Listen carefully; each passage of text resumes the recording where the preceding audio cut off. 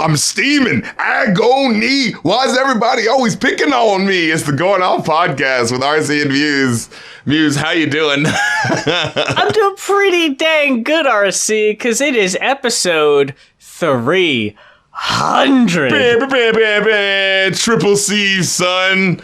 Are we keeping it 300 like the Romans? Oh.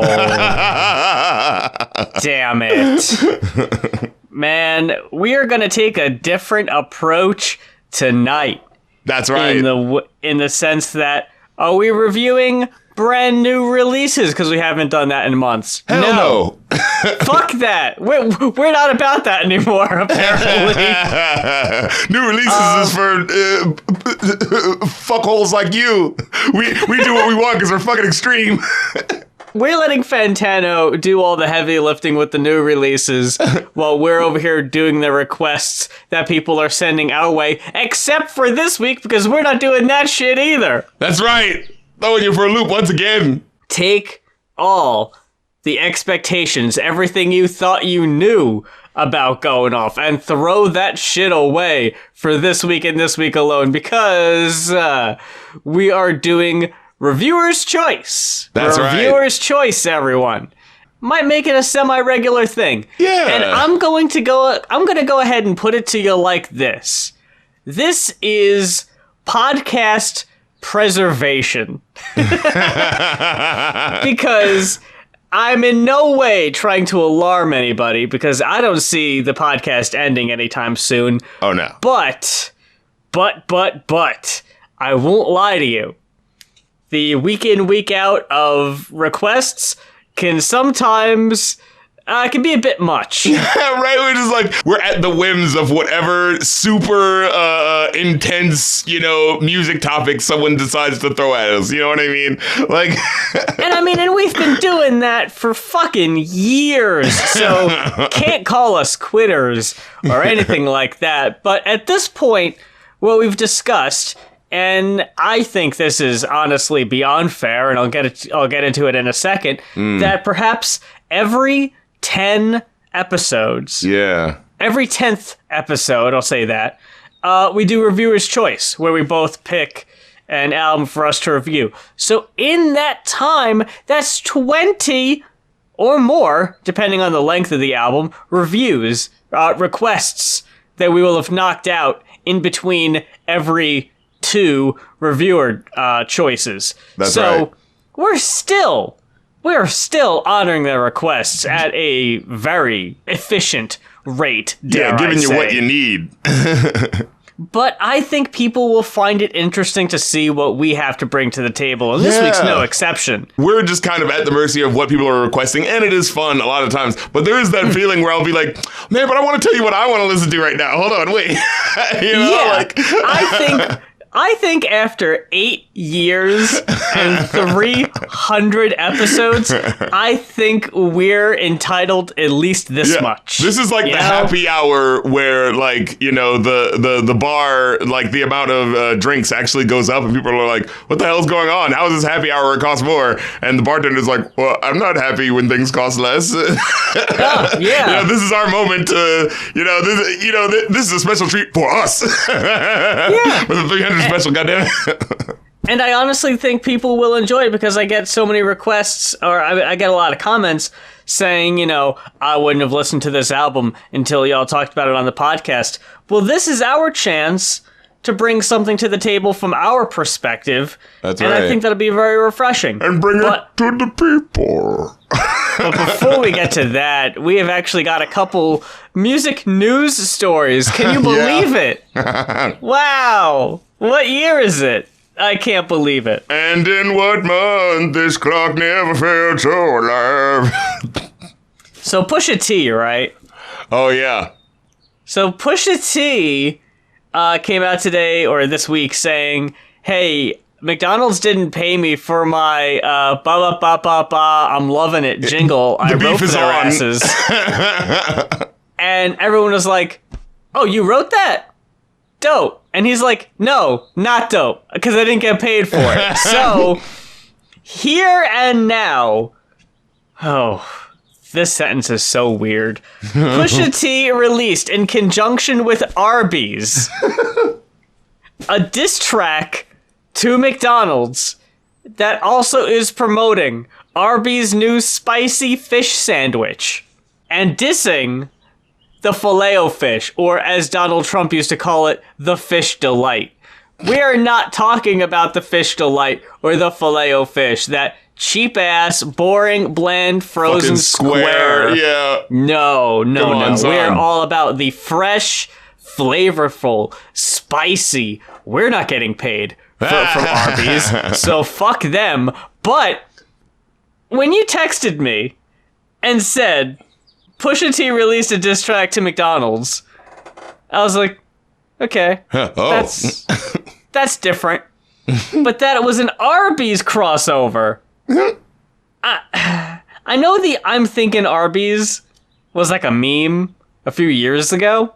I don't think I've heard in like the last 5 years, at least, someone earnestly tell me that they wanted to go to Arby's. Yeah, what was their last big meme, right? It was the Arby's. We have the meats. We have the meats. We got a black dude with a really deep voice to really awkwardly say these things. Yeah, right? That was like the thing. But now we have the spicy fish, so you can eat something on Friday if you don't want to eat meat. Ooh. That we also have.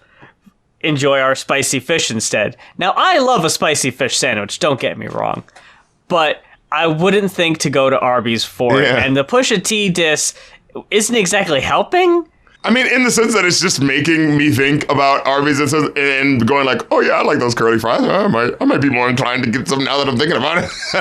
It's more I've thought about Arby's than I have in the past decade. I'll give him that. The propaganda's working on me is what I'm saying. No one's immune to it, okay? I'm just being honest about it, all right? and did I pop for Pusha doing his noise in the diss to know that he's being legit? Yeah. I'm here for that. You know, I'm not gonna lie. Like, you know, the diss is actually kind of fucking fly. Like, like the way he goes in on, you know, this fucking thing that we all know is whack. So it's like, yeah, why the fuck not? But it's just funny to be like, yeah, you know, Arby's. You know, Arby's went to Pusha T like, hey, we know diss tracks are your brand. You know. I was waiting for Pusha to say, you are hiding my royalties. Like straight the fuck up. The fucking diss track king. I didn't even think about it like that. Like, if you think diss tracks in 2022, yeah, I guess Push is your guy. And he has a legitimate beef. But I did think it was funny how Push's diss basically had two jokes. Your fish sandwich sucks, and your mascot's a clown. Like, I think we know that, and I don't think McDonald's has been shy about their mascot being a clown, as it's literally been their go-to, like, iconography for, like, 60, 70 years. Yeah, like, what no jokes about the broken ice cream machines? What the hell? Oh my god, it was right there. No jokes about the spicy Sprite, huh? Not on TikTok enough, not online enough, is Pusha T. But you got me thinking, now that we're talking about diss tracks, and this is a perfect transition to the other mini topic. MGK. Oh, yeah. Is now the topic of weird, specific discourse, thanks to the obviously much more relevant Joyner Lucas, who is upset and is taking ire and is personally offended that he is on the Lollapollooza card that is currently being headlined by MGK. It's basically, he goes, at least from the headlining spot, or I go. And I don't think that's going to be a hard choice for Lollapollooza to make. Had a hit last year and you kind of didn't, so I think they're gonna I think that's gonna be an easy choice for him. MGK, be it after being completely humiliated, basically kicked out of the genre by Eminem. Yeah, effectively defrocked from the hip-hop community. I mean, what other word is the word, honestly? He was expelled. He was expunged from the hip-hop community. Excommunicated. To never return. That he said, well, I guess emo is a possibility. And even now, I don't know if you've seen the TikTok of MGK's emo meltdown. Have you seen this? No. He's been releasing his pop punk songs for a while. They're all kind of mid. Yeah. He released a new one called Emo Girl with Willow. That emo girls on TikTok where they were using the sound as a meme, and as the song went on, and he's like, I fell in love with an emo girl. The fucking girl's like, black eyeliner disappears, and the clothes turns back into like jeans. Like they turn on emo because of how awful the song is. That's what I was about to fucking say. I was just like, wait, please tell me this generation of emo kids is not like unironically enjoying. Thank you. Okay. No, have some hope. It's giving them second thoughts about their whole lifestyle choice up till this point. No. So MGK took it like an adult. And he made a TikTok saying, oh my God, guys, why didn't you tell me there was a group of emo guardians on social media declaring what's emo or not, and that I didn't make the cut? Emo, emo, emo, emo, emo, emo, emo, emo, emo, emo, emo. He's gonna own the emo kids with this one. Oh yeah, they ate it up. They all felt so bad. You really backfired on that. Like, on one track, it could be like, oh, hey, they're poking fun at you. But, there could be some people that come to the song in earnest, right? Like, that's possible. But now you just fucked it all up. No! You fucked the money up. Now you can't re-up. And this is after I forgot about his whole thing with, who was it, Slipknot?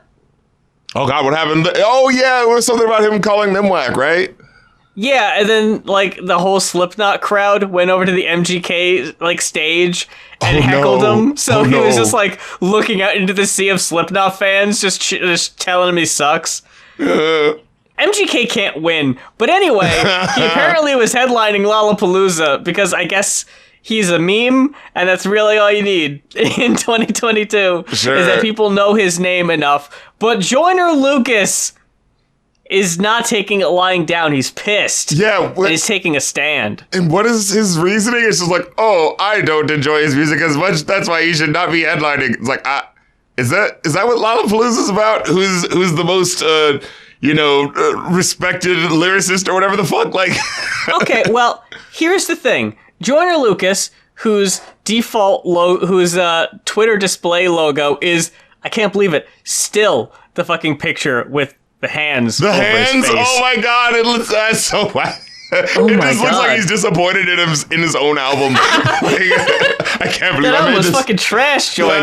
Get over it. Talk about a fucking false alarm when it comes to because remember we actually were kind of like, at least I remember writing for him at first when he was doing those concept songs. It was like, oh, this is kind of cool. Like no one's really doing this. This is kind of cool. Like, but then it so became like clearly a gimmick that he didn't really have like fully fleshed out ideas for, and then he just kind of started making generic songs with Chris Brown and shit. And it was just like, oh, okay, well, false alarm, guys. I think the turning point was the MAGA hat guy video, right? Oh, Jesus Christ. Yeah, that half-ass where he's just like, I'm going to try to show things from both perspectives here.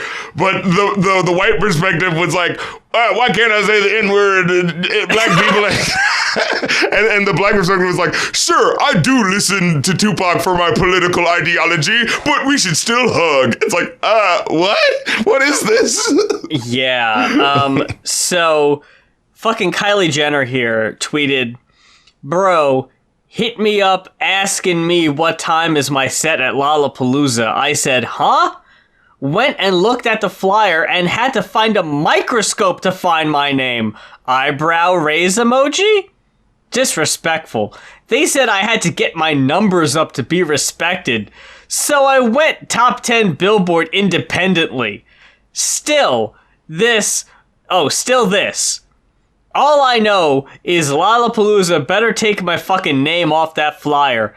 I ain't agree to that lineup, which I guess everyone has to agree to the lineup. Yeah, everyone has to like all the artists that are on there for them to do the show. What the hell is this?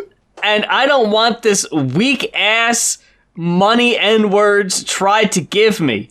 Next thing I know, the flyer goes out, and they gonna put my name in some tiny-ass letter like I ain't me. Fuck out of here.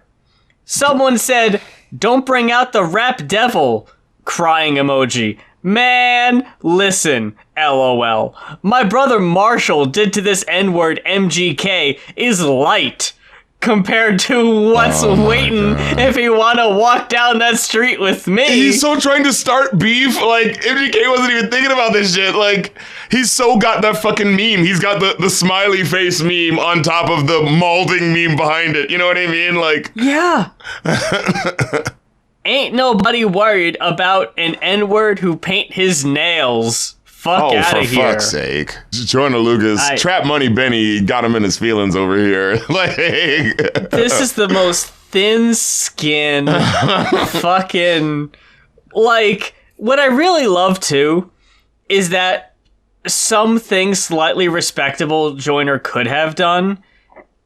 And I don't even really know how much face he would have saved in doing this, but it's honestly better than nothing.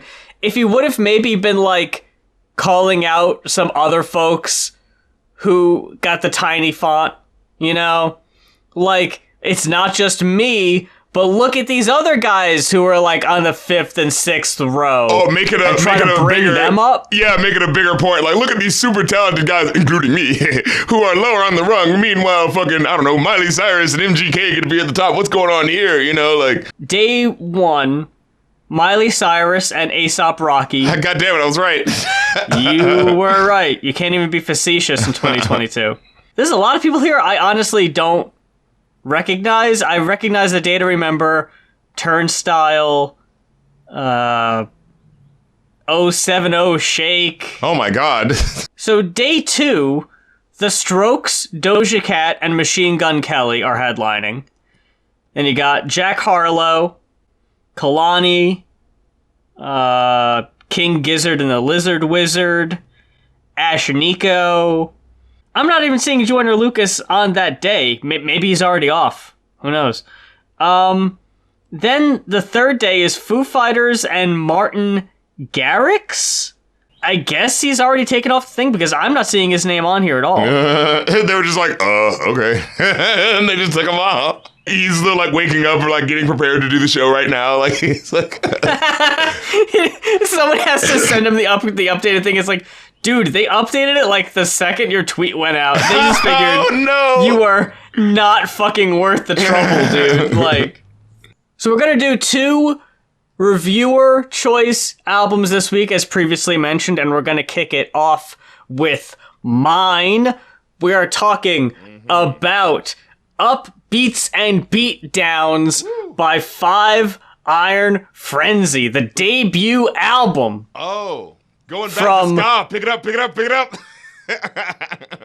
From the Christian ska punk group that was too Christian for the mainstream and too mainstream for the Christian crowd, so they unfortunately never really found a solid audience either way. Interesting.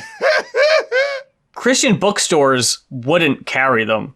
Probably because of songs like the opening track. Right, and that's what I think is so funny. It's just like, wow. On Genius, they had like a note about like, oh, here's the liner note from it. And I was like, oh, what? But yeah. I was going to bring that up if you didn't see that, but yeah. But like, just starting off in general, like, you know me, I'm always down to listen to some ska. So I was just like, oh, snap, here we go. This is taking me back to Cartoon Network in the mid-90s. You know what I'm saying? Like, let's do it. Well, fuck yeah. Yeah, Nickelodeon, kablam, you know? If I'm not mistaken, I think this is the first real ska band I got into. That is so interesting because, yeah, like, I'm like, oh, Muse is gonna throw me, gonna throw me an album that they listen to. Oh, okay, let me take a listen. And they're like, Christianity? Yeah, look. I gotta touch base with Muse about what's going on here. You're trying to convert me? Continuing topic for the band throughout the album is just straight up addressing the betrayal, I guess, they felt from the Christian community of just like, we're trying to like spread like this message through our music and y'all aren't having us because we're not delivering it the way you want us to. Like, and I always am very surprised when people mention Five Iron Frenzy because I do worry that people are turned off by you see it right away. It's like, oh, it's a Christian group. I'm not going to listen to it. Man, I think you're missing out. And this is one of my favorite albums, and I wanted to go back. I never really combed through it this deeply with the lyrics before. And it brought a lot of more stuff to my attention, so I'm glad I picked it, because I don't think I really would have did as much of a deep dive into it as I would have otherwise. So, the opening track here, The Old West, kicks off with just this big fuck in your face ska, and it's like, wow, okay, I'm having fun. And that doesn't last long. Right. One of my favorite things is the upbeat, happy music, while the lyrics are not, and the lyrics are something sinister that you gotta pay attention to or you're gonna miss it. So this one is about how cowboys back in the Old West would try to convert the indigenous people by violent means, and how by the end of the song they compare it to modern day evangelical Christians who are very forceful in their message. And just having this open the album is so fucking ballsy that I can't help but respect the fuck out of it. Today, I see street corner preachers screaming at passersby while the amount of neo-Nazi hate crimes are escalating every day. All of this under a blanket named Christianity. And see, this is why I fuck with Scott Cat so much. You know, like... And this came out in 97, mind you. In a genre, like many genres that white people... I don't want to say take, but end up being the dominant face of after it was a black genre for, initially. Yeah. But with ska, like, specifically, this is like, yeah, we know that we're white and we're playing white bands, but we know where this music comes from, and we want to make sure that all of the fucking Nazis feel uncomfortable whenever they listen to us. So we're always going to include at least one song that says Nazi punks fuck off. And, like, you gotta appreciate that energy, you know? The album is extremely self-aware. We'll get to it later, but this is a very forward-thinking album for the time.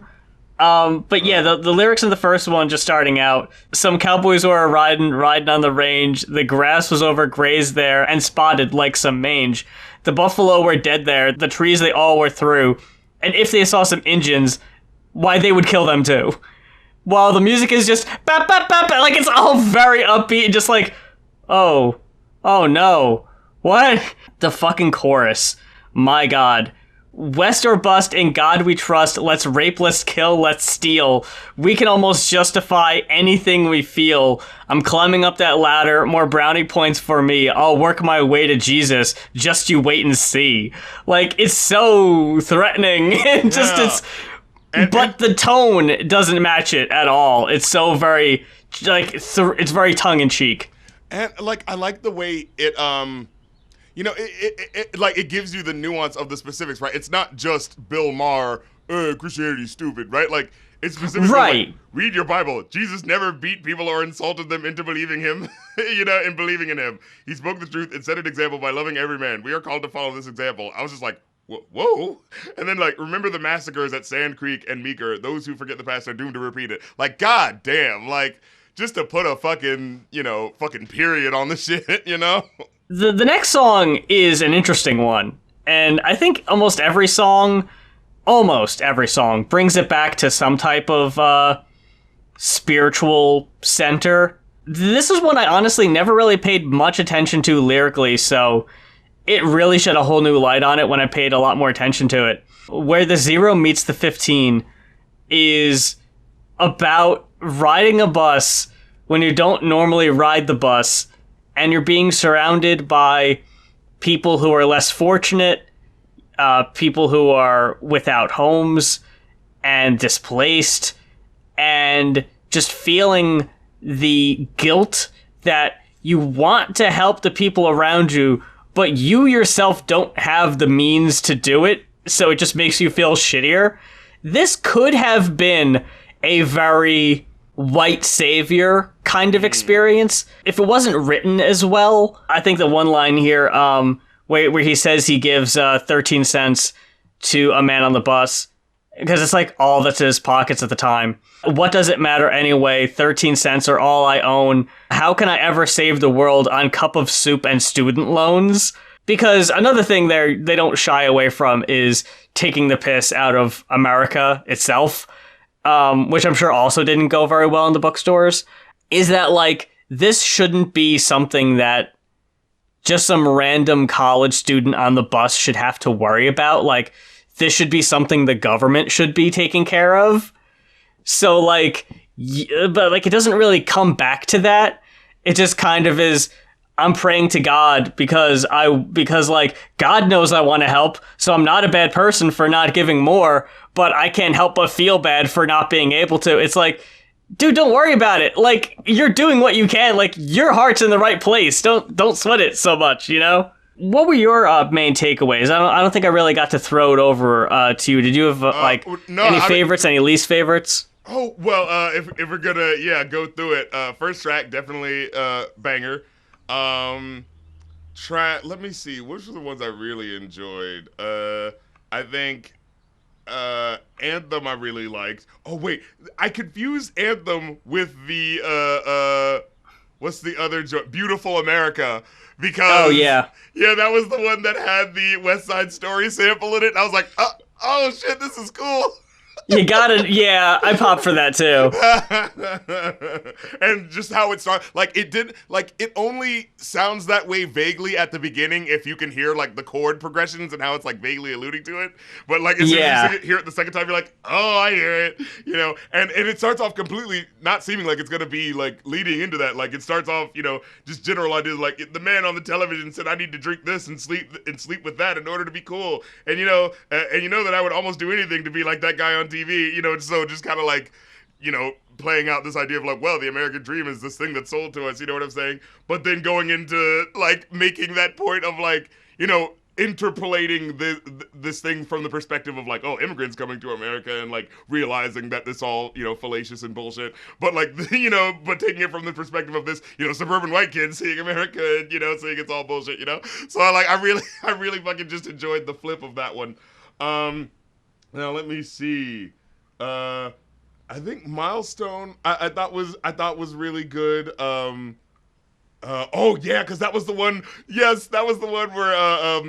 Now the framing of some of the sentences was a little awkward at points. Yeah. But like I liked the song's concept and what it was doing enough to enjoy it despite that. But yeah, like there was one lyric in particular where he goes like, how does it feel when it how does it feel? What does it take to make me understand? If I could only walk in the shoes of another man. It's one of those things where, like, it should have ended on, man, that's where the cadence should have, like, ended there. But then it's just like, the man falls on, like, 2 beats after the end of where the cadence should have been. It's like, what? Why did you do it like that? But yeah, but I love how it, like, the lyrics are all about, like, getting into the mind of the type of person who is a bigot, right? And just being like, you know, if I, like, literally the way it starts off, like, if I had a nickel for every single time I've tried to classify the populace around me with a word or a catchphrase, I could quit my job for good and play Nintendo till my fingers ached, you know? And so it just kind of, like, starting off with the idea of, like, you know, racism is all about, right, just assumptions about people, you know what I'm saying? And just going, like, oh, this person is just like this. And, you know, the hook, like, yeah, am I an idiot? Too lazy to think twice? I point the finger, but I can't take my own advice.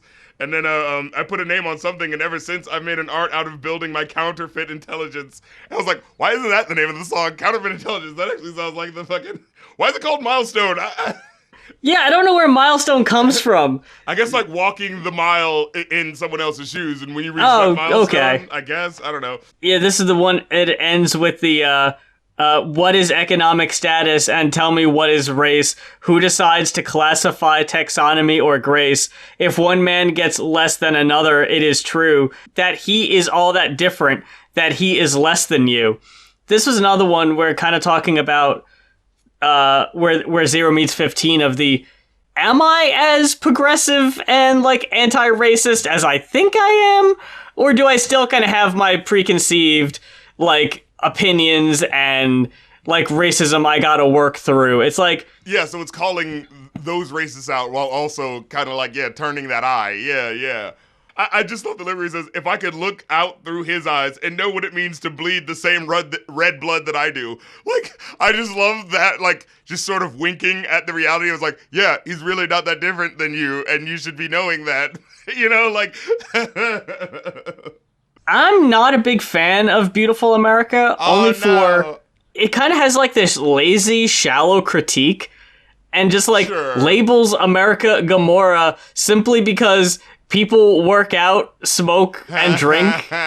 You know, it's the 90s version of critiquing America, you know? Like, I mean, the second verse, sure. I'm just gonna grab a gun and shoot everyone I see, but my lawyer can get me off and I won't have to face any consequences. Because as long as I have a good enough lawyer, I'll never see any... Like, yeah, okay, that's valid. Like, where was this in the first verse where you were just saying, like... hey, if I sleep with enough women, I'll be cool. Like, I don't know. I think they've just been more thoughtful and, like... I get you on that. And actually, deeper than this. And I did want to actually come back around because, like, while I do enjoy, like, certainly some tracks in the general feel of it, there were more than, like, one or two tracks where, I was kind of not feeling where they were going. Like, for instance, Arnold and Willis and Mr. Drummond. Like, you weren't feeling that one. I just had question marks next to it. I was like, does he just really like this show and just wants me to watch it too or something? Like, is that what's happening? That's the thing about this group is that they're kind of goofy and they'll just randomly throw songs that don't mean any fucking thing in there. It's not goofy enough. Like, it feels like they're just earnestly trying to get me to watch the show and not like here's the song about how fun and like to get you to feel how fun I think the show is. It feels like they're just like, this is a show and it's really good. Cable should renew it. Like there's literally a lyric where it says like Arnold and Willis and Mr. Drummond and don't forget Kimberly. They just got canceled. Dukes of Hazzard. Different Strokes is all I want to see. Like, what? Like, seriously? Is Different Strokes that great of a show? I can't help but think it's really fucking catchy and fun, so I like it on that basis, but it really is just like a bunch of references to the show that like if you never really watched it, it doesn't really make a lot of sense. Like the Just Play Sick for Muhammad Ali. Like, there's an episode where Arnold it's almost like a Make-A-Wish thing where he pretends he's sick so he gets to meet Muhammad Ali. So it's like, okay, that's a pretty funny thing to reference. Or the Gooch, the schoolyard bully who's gonna steal their money. That's funny. But sure. I think Kimberly was like who's the white sister that was like actually related to Mr. Drummond. I see. And don't worry, this isn't going to become a Little Rascals bit because I don't remember too many episodes of Different Strokes. But did you ever see the episode where Kimberly's at school and this guy who's like a douchebag starts hitting on her, and it's fucking Andrew Dice Clay? What? And he walks up to Willis and he's like, hey, I'm gonna marry your sister. Oh. Oh my God. Wow, this really was the 80s. And then fucking Mr. Drummond has to sit him down and is like, don't you ever fucking come around here again, you slime. And he's like, hey, all right, I'm out of here. Oh. But yeah, it's like a young-ish. He still looks like he's 30. Yeah, like... Like, he was still, like, at the height of his game in the 80s, so he couldn't be that young. Yeah. So, I don't know, but that's just one that sticks out in my memory. I wasn't big on I Feel Lucky either. That's usually not one I really go back to often. No, I Feel Lucky I wasn't really feeling as much. What was the other one? I think it was Faking Life, where I kind of like had that moment of like, how Christian is this man?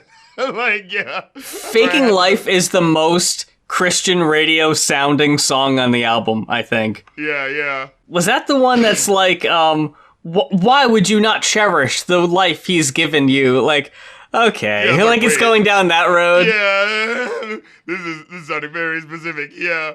Like, it's when you do that thing where it's like, I'm saying he, but I'm not saying God because I think I'm being slick about not putting God in the message, but I am saying he, you know, like, it's like, that's sort of like, this is your version of being subversive, like, with your message about trying to make people believe in God, you know, like, saying he instead of saying God, you know?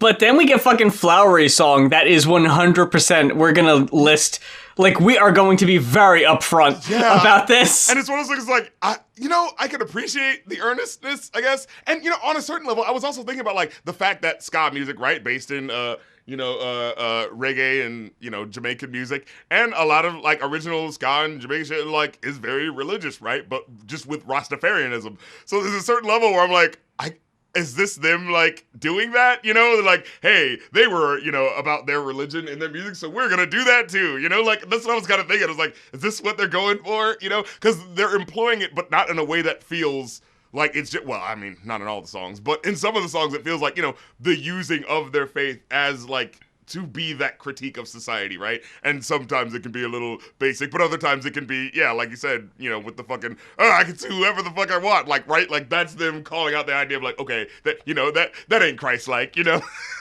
How did you feel about the random-ass Amy Grant cover with Everywhere I Go? Was that what that was? Okay. That's an Amy Grant song from the mid-'80s that they turned into a super snotty, tongue-in-cheek, like, I don't know what this is doing here, but it makes me laugh. I was like, so this is just about God? Like, I thought they were being, like with the other songs, it's like, they're kind of being creative with how they kind of, like, flipped it. I think Amalgamate, was another one where it's like, I didn't like as much, but, like, I enjoyed that they were, like, kind of, like, doing something with it, at least till, like, a certain point where it kind of became obvious what they were doing, but, like, when it was other lyrics where they, I like the lyrics, like, the only Jesus this world's gonna see is the Jesus in you and me. So pick up your cross, stop your swinging, stop and look at the stink you bring. Like, I kind of like that, right? Like, you bust more knuckles than the wrongs you're righting, like, it's gonna say, like, hey, when people think that, well, I'm fighting for the right causes, like, oh, are you fighting for the right causes, or are you fighting because it feels good to, just be right? And you know what I'm saying? It's just this just the latest justification for why it's okay to fight and kill people, like, so I appreciate that, you know what I'm saying? But yeah, Everywhere I Go and A Flowery Song, those were just kind of like, okay, I guess, like, it's like, it's like, it's funny, for a band that was actually kind of cynical up to this point with how they would sort of talk about it, right? Like, flipping the cowboy sort of topic, right? Like, for that to be like track one. So then to have this song is like, no, this is just, we just wanted to make a song about God. And so I'm like, my ears listening, like, oh, is this going to be cynical? Because they're being too earnest about this. And it's like, now they're just being earnest about it. So now it feels awkward. Like, like, it just catches you off guard. And then at the end, where it's like, I kind of want to give it props for how it, like, switches up to that nice, slower and, like, flowery, more sounding bit. But then they do the bit where they're imitating sheep and the cat noises, and I'm just like, what is going on right now? What are you doing? Yeah, I don't know what that part's about, really. Like, it's funny, but I'm just like, I don't know why you guys are doing this. Are we on a farm now with a cat? It's why it's so funny to me that they do the cover of the Amy Grant song, and it's like one of the fucking, like, hardest rocking songs on the album that's so funny about it. Yeah. And, like, they're fucking rushing through this shit.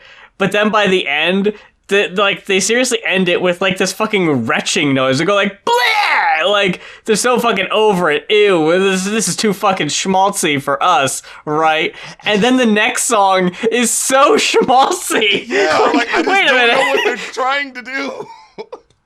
Like, A Flowery Song is way, like, cheesier than Everywhere I Go even is. Like, it's so funny. Like, forever. Like, that's literally what this is. Praise God from whom all blessings flow. Praise him, all creatures here below. Now I'm singing the specific version that I learned. But, but yeah, it's funny. And then Third World Think Tank. What? I don't know what this song is about. I was like, okay. Because I was going to kick it to you and be like, am I missing something? He comes in with the fake Southern accent. I don't know why he's doing that. Yeah, if there's a deeper meaning to Third World Think Tank, I would love to hear it.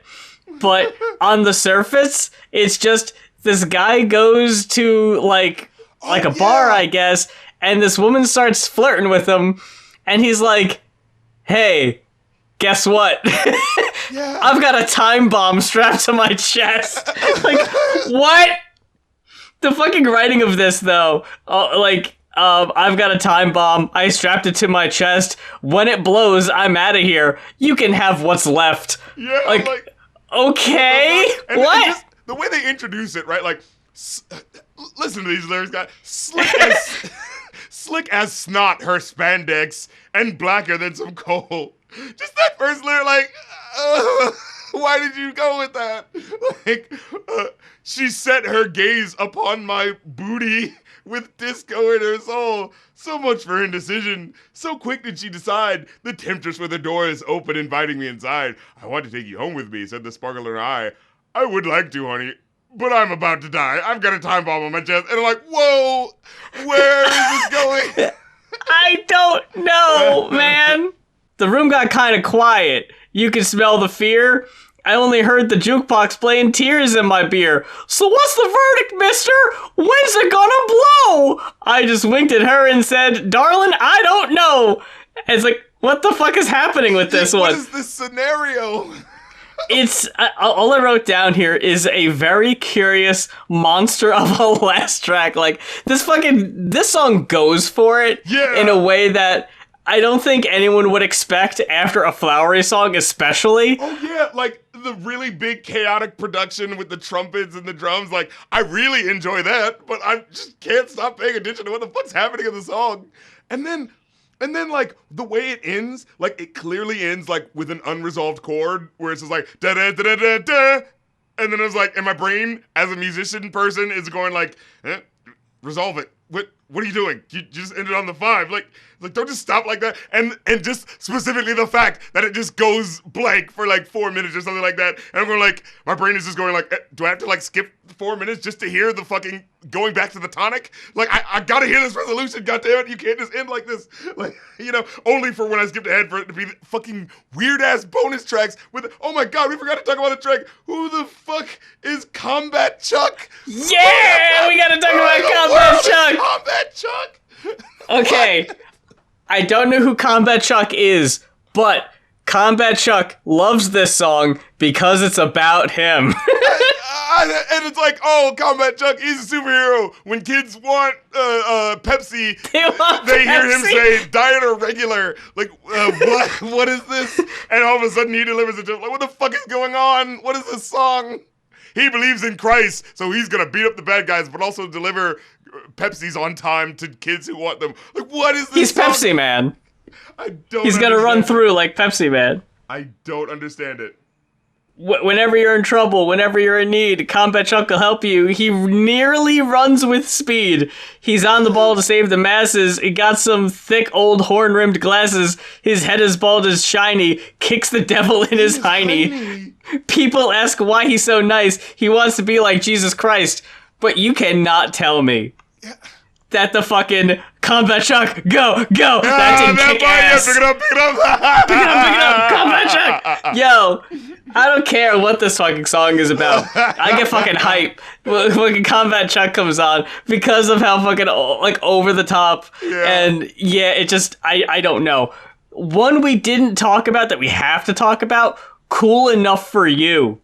Cool Enough for You. Wait, which track was that one?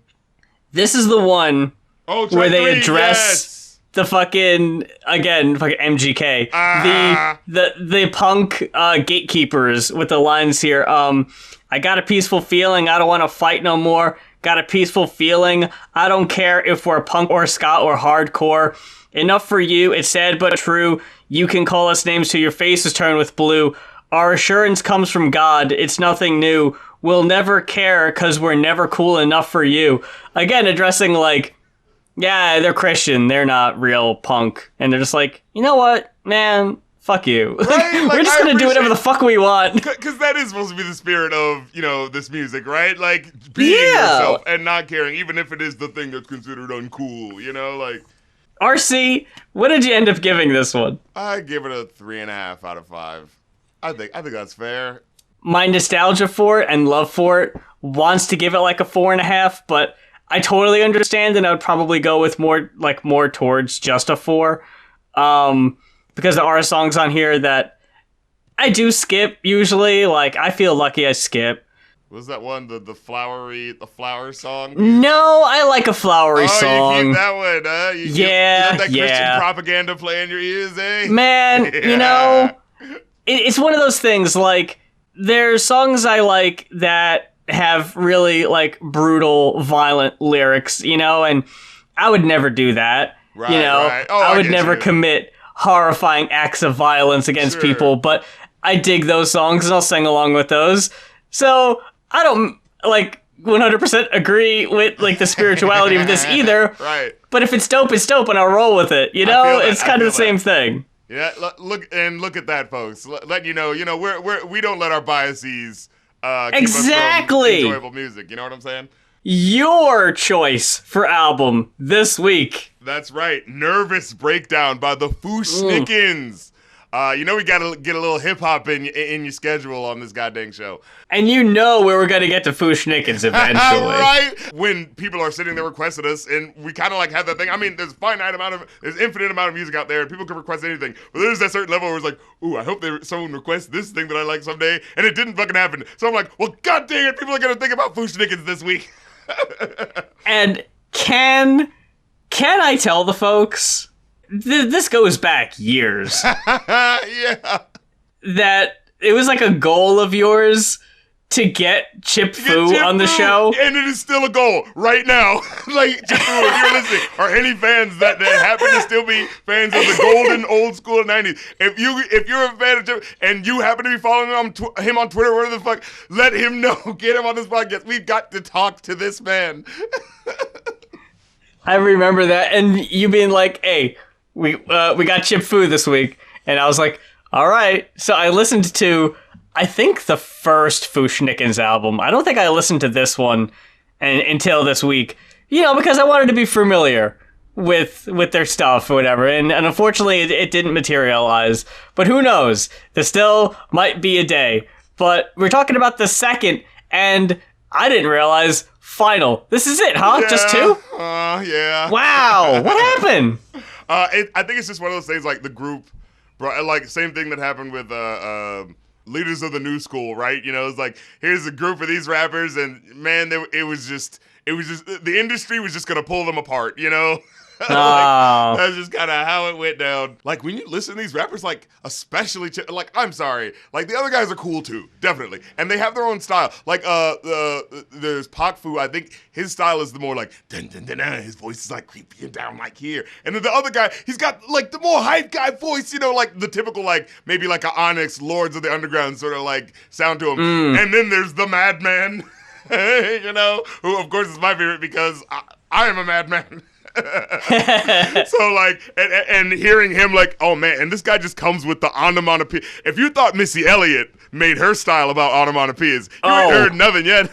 This motherfucker just goes so in with, now like, the things that, if you hear him initially, because I just kind of went in just hearing like the singles and the shit where he was like the snoring and the eyebrows and like he kind of does use that a bit like more than you would expect him to as the album goes on. You know what I mean? But it's still like it's in that way where it's like it makes it clear that like, oh, this is just his style, I guess. You know what I mean? Yeah. Yeah. So I picked up right away that for most of the songs there's a formula.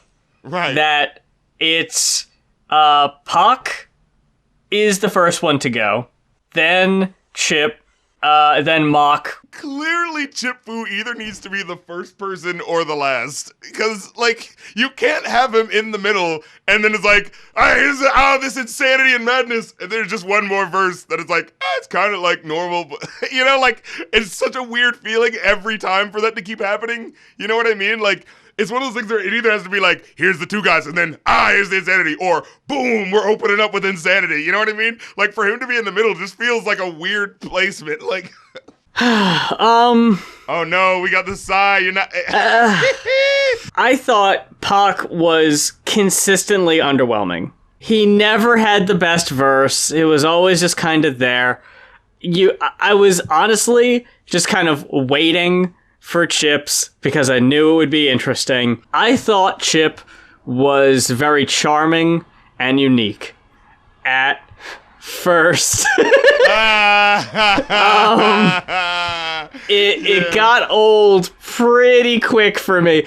Like, if there had been, like, more variation in the sound effects, yes. I think that could have kept it alive. But it was like that thing where it was like, oh, you do the snore and the coming around the hat, and then, like, it's like, oh, you just, that's your well. Like, that's your, like, you know what I mean? Yeah. He fucking said "sufferin' succotash" like 5 times throughout the album. I was like, yo, okay, you can't keep... like, it's alright, but come on. And it kind of throws it off because it's like, when listening to his verses, like, he feels like the wild man who's going to go anywhere. And if you're just listening to a random song, it sounds like that. But as soon as you get like 3 or 4 songs in, you can kind of hear his tropes. And it kind of goes like, oh man, I thought... like, you know, I mean, I don't think it's bad. I still find it enjoyable, but it is that certain level. It's like, oh, I know what your bag of tricks are. You know what I mean? So it kind of like throws it off a little bit, but I'm still riding for it. Like, on a track by track basis, I actually think this is very solid. I think the production on these joints are actually very fucking solid, especially for mid 90s. The very first track where like it flips a like backbeat, like it's some George Carlin beat that I know we've heard on a million tracks. You know what I mean? A George Carlin beat? Excuse George Clinton. George Carlin. Fuck shit, motherfucker. But I was like, I knew what you meant, but I was like, I can't let him get away with this one. As soon as I heard myself say it, I was like, wait, was that the right person? Well, he's Hold on. He's saying anything. Let me say it one more time. Like, it's not necessarily the most standoutish thing that'll make you go like, oh, wow, this sounds like completely different. Because, like, yeah, the early 90s was that, you know, using the trumpets and the jazzy blues sound, you know what I'm saying? So, like, this is like that, but definitely well curated that. You know what I mean? Some Dumb Monkey, I really enjoy the production on that one with how the trumpets are on that like offbeat, but in that way that's really fucking cool. That one I think is like the crown jewel of all the songs. Like, if you don't listen to anything else, listen to Some Dumb Monkey. Yeah, I definitely agree there. Yeah, with the dun dun dun dun dun. It sounds like a subway train is going by or something like that. When I scream and holla, arriba, like Speedy Gonzalez, so acknowledge the humdinger, wacky rhyme slinger. When I yell, Tim, what? It's so hard to read what he's doing and actually remember how. When I yell, Tim, Tim, I can't fucking imitate this. But then he just like goes like, it's time to let the styles out the hatch, out the hatch, out the hatch, out the hatch. Knew you had your soup because you thought the record scratched it. Like, I love shit like that. You know what I mean? Like when he has like legit fun with it. Or I think it's like earlier in the same track where he like slows down the track where he goes like, it's like, give me the mic, dag nabbing, and come back here. Oh yeah. You know, so I love the cartoon off the wall style that he has, but as I listen to the album, like, yeah, it's clear that, like, okay, he saw, like, a lot of the same Looney Tunes cartoons, and he's referencing a lot of the same Looney, right? Like, I'm pretty sure the Wascally Wabbit thing came up at least 2 or 3 times. Yeah. You know? So it's like, it is that, but... I think if I were to listen to this, like, there are only 10 songs. Tracks. Okay, yeah. It's a couple songs at a time, right. I think I wouldn't get annoyed by it or I didn't get annoyed by it. I guess just like grow tired of it.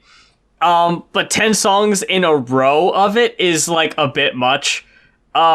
Especially because it like the songs don't really switch up. Yeah, that's my thing. I like looking at the song titles alone, watch your back door, sneaking up on you. Like that's essentially the same thing. Yeah, and like there aren't really a lot of opportunities to give Chip Fu a chance to do something different.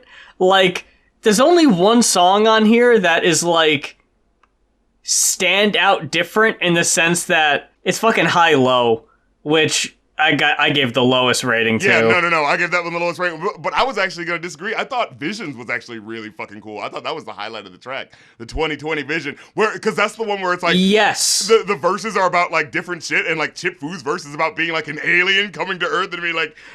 Like that shit was insane. Yeah, that's true. Yeah, Visions 2020 was my absolute favorite. Yeah, hands down. Like, I don't even want to quote any lyrics because it would not fucking do it justice. You just gotta listen to that shit. That shit is fucking so cool. I wrote down that it's a very 90s topic, but done very well. Right. Everybody has their own, like, backing story. I do like that a lot. With High Low, it's the uninteresting sex rap song. Yeah, and I didn't think anyone had a good verse. Like, that one was just whack. And for, like, a storytelling rap, they didn't really, like, go really anywhere other than, like, a woman who's sexually forward. And it's like, there's, like, one part where Chip Fu mentions, we were getting into free stuff, and she wanted to take a picture. So I was like, see you later. Like, okay, that I understand, right? Like, Goofy wants to try to, like, have evidence that we were hanging out. Hey, I could probably sell this. It's like, okay, that's not cool. But the other stuff where it was just like, she's just forward about sex. I was like, okay. Okay. Yeah. I mean, of course, the way they framed it. Now, I did like the chill marimba, the jazzy beat mix up. I enjoyed that. But yeah, when I was listening to the lyrics, like, just to give you an example, just of how it escalates oddly, he goes like, then she stepped up. I just stopped and stared. She eased me on my bed and shoved her tongue in my ear. Oh, wow. To my surprise, the girl was wild. I said, slow down, miss. He said, slow down. Then she reached into her bag and put some cuffs on my wrist. Then came the oil, the cream, the chain, and the whips. It's like, ooh, whoa. Determined to put her pussy on my big fat lips. Like, god damn. Like, it just goes there. But, like, it backs off from there as the song goes forward. Like that feels like the climax of the moment there. Like, oh, wow, this woman's being very pushy with the sex. Like, you were specifically saying, hey, slow down. And she's like, nah, bitch, speed up. Like, let's get the handcuffs. Like, Jesus Christ. He says slow down, and she runs for the handcuffs. Like, whoa. Yeah. But after that, it's like, it kind of, like we said, like, backs up from, like, that, sort of intensity. Because it's just like, the way it ends, it's like, did you see her graphics? That shit was fantastic. Sorry, guys, it's raining right now, so you're hearing the lovely ASMR that I got going on. Rain and distant fire truck. Nice mixture. A very nice ambiance. But yeah, the lyrics like, did you see her graphics? That shit was fantastic. The type of shit that make a nigga crash his car in traffic. Again, Maltese, I enjoy that, right? But it's like, I felt like the man when she said I was polite. When she said I was polite. Then she hit me with the 7 with some plans to meet that night. But when I called, guess who picked up? And then it just kind of goes into like this, like, who picked up? And it feels like people just talking over each other. Whoa, who was it? Yeah, guess who it was? Was it Rector? No, it was Mr. Zakar. And I was just like, what? I missed the joke. What just happened? Why was that funny? What? You just did this whole build-up. This woman who's like, sexually too much. But then when I called her, who answered? Someone else. You wouldn't expect it to be that person. Like, it's like, huh? Like, it's so weirdly anticlimactic for this supposed to be, like, heightened sex song, right? Like, it's just so weird. Yes, it was. It was Mr.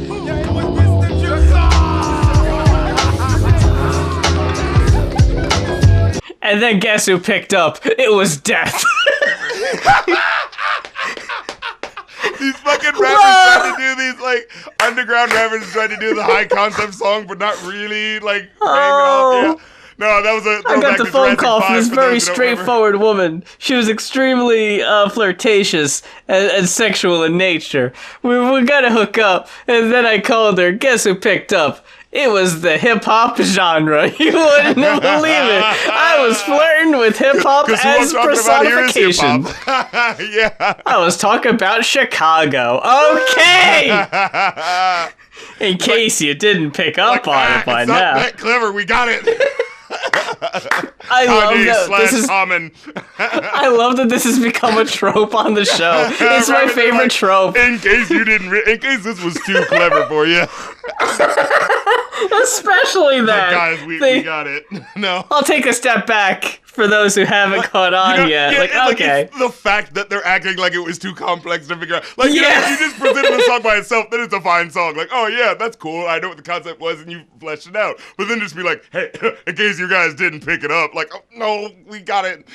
But with this specifically, I have no idea what the fuck he was referencing. No, It was Mr. Jakar. What? Not him. Anybody but that. No. And then we wind it down with "What's Up, Doc? Can We Rock?" A song that shamefully should have always been Fu-Schnickens featuring fucking Shaq, but we all know who's the most famous person. So. Yeah, like the guy who's been fucking doing Bugs Bunny shit this whole fucking album. Like, yeah, it should be a shoo-in. Right. I thought the flow on Shaq's verse was nice, Yeah, but it was okay. he really wasn't saying much. Yeah, No. Like, what does he say? Or am I confusing it with the other track that he did? I'll eat you like a sandwich. What kind? Submarines? Or whatever the fuck he's saying. Oh, no. It's just like shit that's just like not that. Like it's like not serve. Like it's so like mid. Like that's the only word I could give. It's just mid, especially for someone who's like, oh, a rapper doing the song. What is? I mean, a basketball player. Oh, what does he rap like? At his best, he's just okay. Like, you know? Yeah. I don't think they're gonna be talking about this one. You know, like, hey, you gotta pick up the album for the Shaq. No, not really. Yeah, no. Let me see if I can find a specific lyric. Yeah. Is that I'm the hooper. I'm the hooper. I'm hanging with Mr. Hooper. What is it? Oh my god. In other words, when I'm out there hooping, yo, you better decipher. In other words, you better make a funky decision, cause I'll be a Shaq knife and cut you with precision. Oh! I'm gonna be a Shaq knife and cut you with precision. I'm hanging with the funky demagogue. Oh no. And then, that's okay. I'm not being braggadocious. Now, who's the first pick? Me. Word is burning. Not a Christian Latner, not Alonzo Mourning. That's okay. Not being braggadocious. Supercalifragilisticexpialidocious. No! That literally means nothing, Shaq. No, Shaq. I can use He big was just words in my excited raps to be too. there. Yeah. Oh, God. Peace, I gotta go. I ain't no joke. Now I slam it and jam it and make sure it's broke. Oh, it's broke already. Oh, God. How about... Woo! That was one of those tracks that was like, yeah, I think that was just in that range of, because that was around the two tracks that had the similar names, like Coming at Your Back Door and You Better Look Out and Watch Your Back, because at your back door I'm coming. What were these song titles again? Yeah, we got... Sneaking Up on You, yeah, and Watch Your Back Door, yeah. Yeah, I wasn't the biggest fan of Watch Your Back. I thought that Chip was like the head and shoulders, the main attraction here. Like with the way he's talking, where it's just like, I'm gonna freaky see him until he's crispy. Good enough for me. Want to battle? That's funny. Like, I love that. But yeah, I thought like Pac and Mock were like a considerable step down. Yeah. I thought the fucking chorus was silly as hell, and not necessarily in a bad way. The "Don't snore." Yeah. It was just like, okay. Yeah. Don't snore. Let me see. I remember I thought the Chip Fu verse on Sneaking Up On Ya might have been his worst, most obnoxious on the album.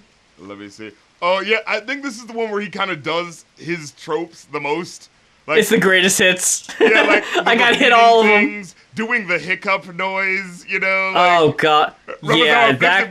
Because it's a weird. Because my flows are ridiculous, and it's like it's one of those things. Like it's cool to hear. Like this is a guy who is clearly a percussion major, right? Because it's like you hear how he's flipping things on the time, like, and that's cool. But it's like. But you're overdoing. You just slightly overdid it. You know what I mean? Where it's not as cool anymore to keep doing the no foot foul lefts, boop blunders, boop bleeps, blah blah. Like it's just like okay, I get it. You know? Because there's one song where he specifically points out, like, he refers to himself as the drunken master, and it's like, yeah, okay, that's where the hiccuping makes sense. Oh sure. If you're playing up to, oh, I'm drunk, that's why I'm, like, hiccuping so much, like that. Right. Like, okay, I get that. But when he does it on more than one song, it's like, either this is a bit for a song, you can't keep bringing it back. Yeah. You're like relying on it too much. At that point, I was like, oh, okay, I think that's enough of that. What was that one? There's the Onyx lyric from a slam that I think it uses hiccuping geniusly. You took the words out of my mouth, now I go out of my shoes. I paid so many dues, I feel used and abused, and I'm so confused. Excuse me. For example, I'm an inspiration to a whole generation. Like, just the way that it's like treated as if he like genuinely had a hiccup. What did you walk away with on this one? Oh, I gotta give this one the solid 4. For the complaints that I did have, I still think that like the production was solid enough, and I think that the rhymes are like solid enough outside of like obviously the star attraction chip food for me. But yeah, like whereas like they were definitely like solid, and I would give them like above ground points. I mean, I would give them like, you know, feel like pushing it to that 4.5. Like, yeah, you're right. The point of like, oh, but I can kind of figure out what your tropes are like really early on in the album, right? And so like, you know, when your brain already figures out the patterns, it kind of feels like that step down. Even though I still enjoy it, like I can't help but feel like there's that step down because it's not as crazy and spontaneous of a whole listen that I thought it was gonna be. But there are definitely some fucking bangers on here. Like goddamn, Visions is, oh my god, you need to listen to that right now. Visions and Some Dumb Monkey are like the goddamn, and I'll throw in Breakdown. Like the first 3 tracks I think are solid as hell. I definitely agree on that. Yeah, but I just think as it gets to the middle, it kind of feels a little samey of like, in that sense of like, hey, well, you know, if you're just artists putting these tracks out and you're just trying to have a solid sound, I get like, oh, this is the next single and this is let you know we're consistently dope, right? But like, it does kind of get that feeling like, you know, yeah, like from this track to this track, I kind of felt like I was not that much variation happened. You know what I'm saying? Musically. Mm-hmm. So that's my only thing. But I think if you're looking for like 90s like joints and you've already heard, you know, the Tupacs and the Biggie albums, you know what I'm saying? Like, definitely go to Fu-Schnickens next. I don't think you'll be disappointed. I ended up with a 3. I just got tired of the formula pretty quick once I noticed it. I guess it was hard to not notice it. I am curious to see how these reviewer request episodes go in the future. If we're gonna find common ground, or if they're always gonna be, oh man, I love this one, and the other person being like, I don't know, I guess. So it goes. Before you suggested that we do this every 10 episodes, I was having a really hard time landing on one. So I already have a couple more in mind, but like I said earlier, we'll be doing it every 10th episode. So if you've got a request, so if you've got a request in the queue and you're like, what about me? What about Raven? And you're worried that, you know, it's taking a little bit longer to get to you. It's only going to be a week. We'll get back to the requests on the next episode and we'll revisit this somewhere down the line. But that about does it for this week's episode. Thank you very much for hanging out with us and checking out our show. We do greatly appreciate it. If there is an album that you would like to request us to talk about on our future episode, head on over to our Ko-fi, ko-fi.com/goinoff. That's GOINOFF. Make sure you're following us on our individual Patreons and Twitters and YouTubes. We're both posting content to YouTube, so make sure you subscribed to both of us. There's plenty of different ways to help support us. I've got the fan house, RC's doing the streams, and he's got so much available on the Patreon. Give him a taste. Give him a little taste of what they can expect to see on the RC Patreon. Oh yeah, if you hit up that Patreon, man, of course you can join the Discord where you can chat with me and fellow fans and get to, you know, we watch movies and have game nights and stuff like that. So get with it, act like you want it. And of course, there's you can also get access to exclusive episodes of my movie podcast, Review Anew, as well as get to see episodes early and other stuff that I be working on behind the scenes, like the music that I be working on.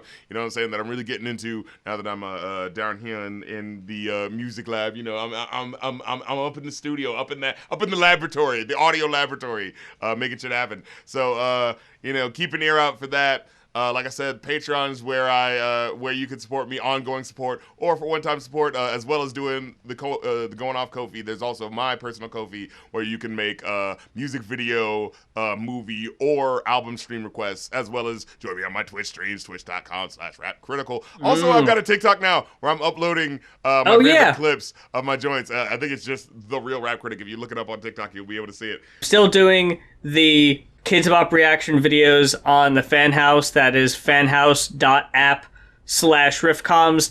It's a $5 subscription for a monthly subscription to the page, and there's 2 videos posted every day.